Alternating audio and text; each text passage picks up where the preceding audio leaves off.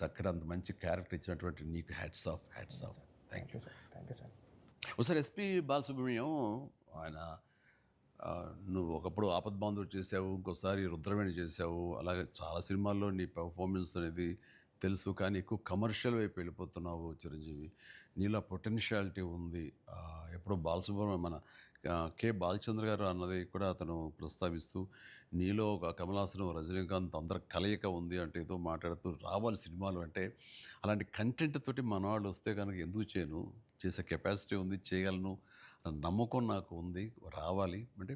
నువ్వు చేయలేనిది చూడండి ఏం లేదు అని అన్నప్పుడు నాకు అవకాశాలు రాని టైంలో హిందీలో ఒక డంగల్, ఒక చెక్ దే వచ్చినప్పుడు వాళ్ళ పెర్ఫార్మెన్స్ అది చూసినప్పుడు ఇలాంటి కదా నాకు కావాలని కోరుకున్నాను. కానీ అలాంటి కంటెంట్ తోటి డైరెక్ట్లో వస్తేనే కదా మనకు ఏదైనా ఛాన్స్ అవకాశం ఉండేది.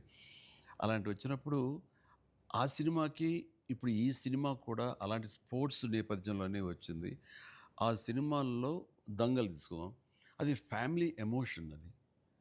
అండ్ దోస్ కుస్తీకి సంబంధించిన, రజనీకి సంబంధించిన ఫ్యామిలీ ఆడబిడ్డల వాళ్ళు వాళ్ళ